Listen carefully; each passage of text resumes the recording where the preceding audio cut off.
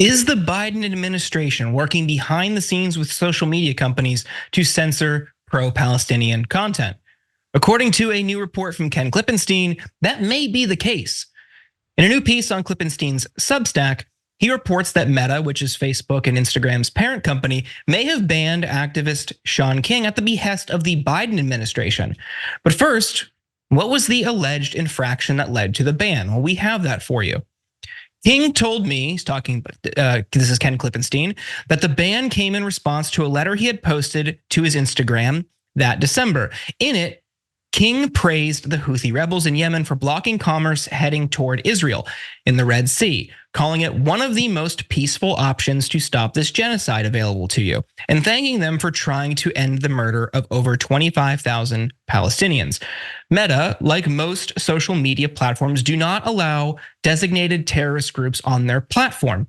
But some, like Meta, parent company to apps like Instagram and Facebook, went a step further, banning Hamas-linked accounts and even ones without any link to Hamas for alleged praise of, quote, dangerous organizations, a category the company relies heavily on the US government's list of terrorist organizations to define. But at the time of King's post, the Houthis weren't designated as a terrorist organization.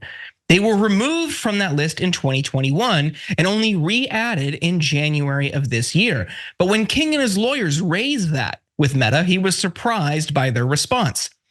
King told Klippenstein that the US government had a direct role in his being banned. A Kafkaesque back and forth between King's lawyers and Meta ensued, in which they pointed to the fact that the Houthis were no longer on the terror list, but to no avail. This culminated in a meeting with his attorneys, King says, in which Meta hinted that the matter was above their pay grade. My attorneys said that after the meeting with Meta, that it was clear the US government had asked them to shut my account down, King told Klippenstein. Meta told my attorneys that it was bigger than Meta.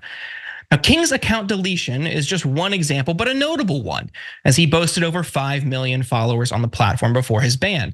And a report from Human Rights Watch conducted late last year found that just between October and November of 2023, Meta engaged in over 1,000 takedowns of pro-Palestinian content. Of the 1,050 cases reviewed for the report, 1,049 involved peaceful content in support of Palestine that was censored or otherwise unduly suppressed, while one case involved removal of content in support of Israel. Now, there are a couple factors at play here. Could this be Biden behind the scenes? But also broadly, are social media companies censoring pro-Palestinian content? Cenk, what do you think? Pausing here to deliver some honest truth as we do in our news coverage as well. TYT is facing challenges, guys, as the entire industry is. You know who could make the difference? You. If you hit the join button below, it's gonna make all the difference and keep us in business. We appreciate you, thank you. So I know Elon Musk has got to be outraged by this. He's all over this, just like Twitter files, you know, the government saying the social media should do X, Y, or Z. Oh no, he hasn't said anything. Oh, that's weird. Okay, so look, guys, this is a core First Amendment issue, not even close. It's absolutely outrageous. This is not, hey, social media can put whatever they want on their platforms. Apparently, this is the government telling them that there's certain things are not allowed. Certain speech is not allowed. It's an obviously blatantly unconstitutional action, but blatantly unconstitutional actions on behalf of Israel is Tuesday. I mean, the House passed a bill that said you're not allowed to criticize Israel in America. It's insane. So look, if you don't want anti-Semitic tropes out there, and a lot of people don't, I hope none of you do, but smart people like Jerry Nadler, who's a congressman from New York and happens to be Jewish, on the House bill was like, what are we doing? What are we doing? Don't do that, don't do that. That leads to more anti-Semitism, not less. That's a terrible idea, right? And so the same thing here. I mean, look at the ratio. If you're criticizing Israel versus without one guy, man, he must have said some awful things in order to get banned to be on the pro-Israel side. But the ratio, nevertheless, is 1,049 to 1. Come on, this is insanity, total insanity, right? And so guys, think about it more too, about, well, guys, they're just saying supporting terrorism. Hold on, let's break down both of those words. First of all, terrorism. Well, okay, when Hamas does kill civilians, I think it's terrorism. I think it's awful. I think we're right to call it terrorism. When Israel kills 30 times the number of civilians, and America and Israel laughably claim that's not terrorism. Yeah, we killed, what Israel, they actually say this with a straight face.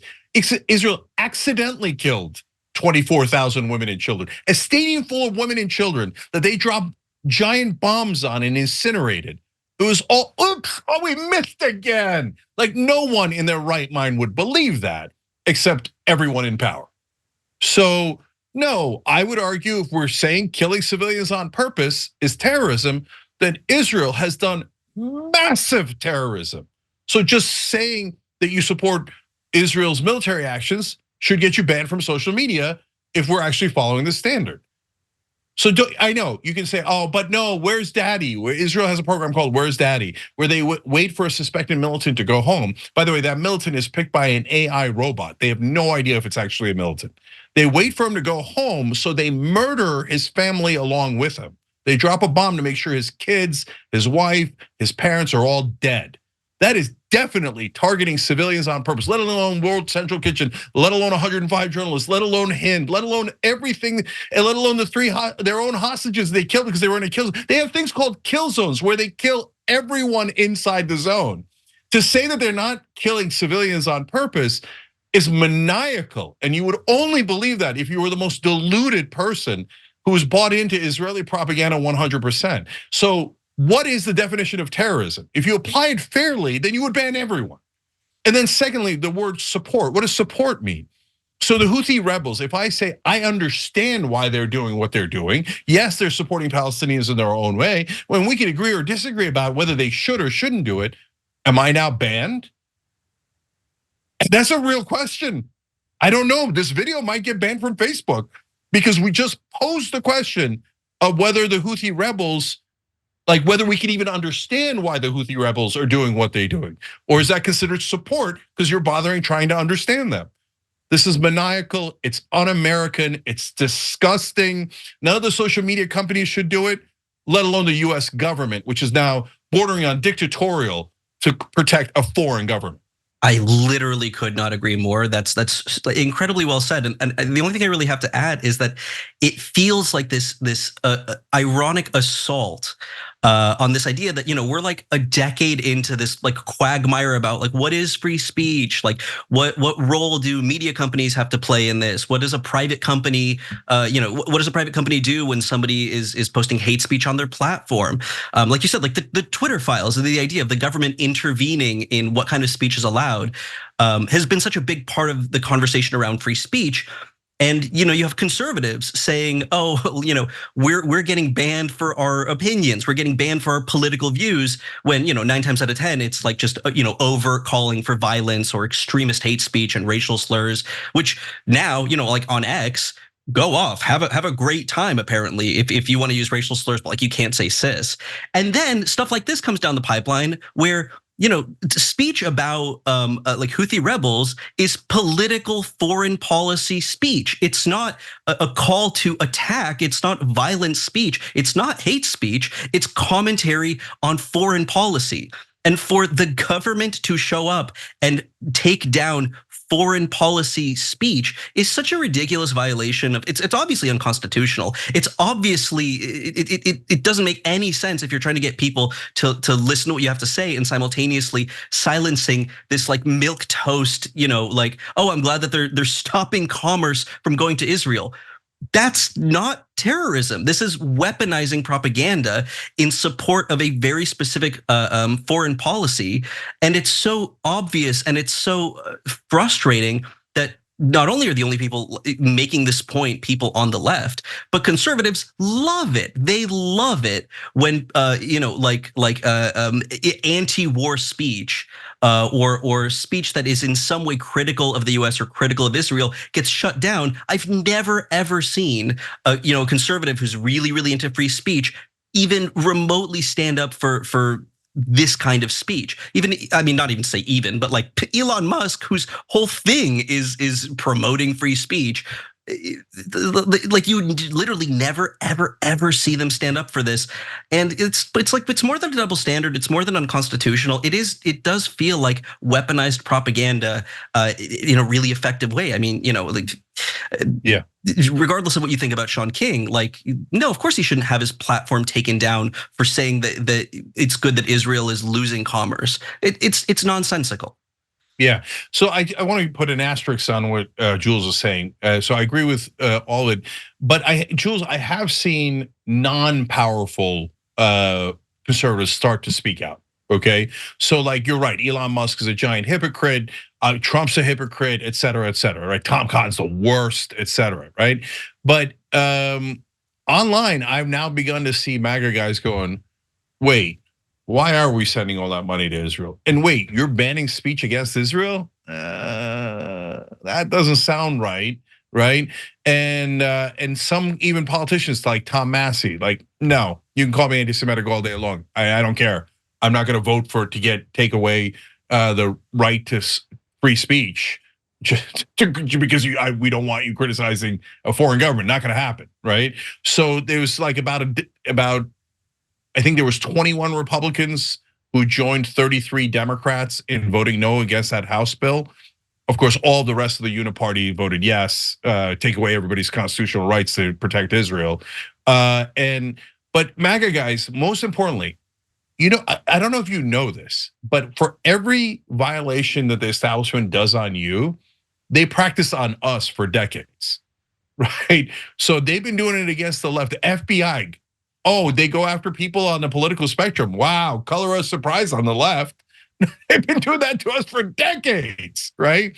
So it doesn't mean that the deep state is going to murder you or Trump or whatever, or that they rigged the election. But yeah, the FBI, not necessarily good guys every time. Okay, and when the government takes speech away, they always take the left-wing speech away first. So when they come for us, you should realize you're next.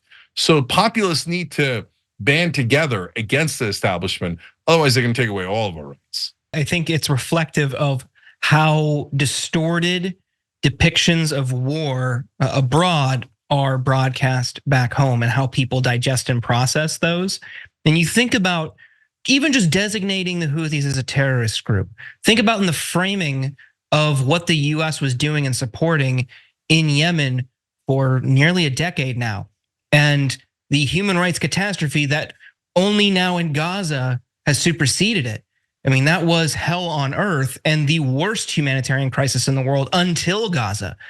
And they were fighting back against the Saudis backed by the US. I mean, what business do the Saudis have fighting in Yemen trying to dictate who runs that country? And for us to say, not only are these terrorists, you can't even say disrupting commerce is a good thing as a country actively commits a genocide against a people in an open air prison. To get through all of those points and to somehow think, yeah, this is the right call, just shows how people, their minds and their understanding of war is so warped in this country because the media and the government will assign, okay, these are the good guys no matter what, and these are the bad guys. And that kind of myth of war perpetuates throughout our media and throughout our collective understanding to the point where people just accept it. Where even expressing support for Palestinian people is misinterpreted and misconstrued as wanting to eradicate Jews from Israel. Nobody, no rational person wants that. And no peace wanting person wants that. But unfortunately, it's so easy to twist these narratives because the myth of war provides cover for that. Thanks for watching The Young Turks, really appreciate it. Another way to show support is through YouTube memberships. You'll get to interact with us more. There's live chat emojis, badges. You've got emojis of me, Anna, John, JR. So those are super fun. But you also get playback of our exclusive member-only shows and specials right after they air. So all of that, all you gotta do is click that join button right underneath the video. Thank you.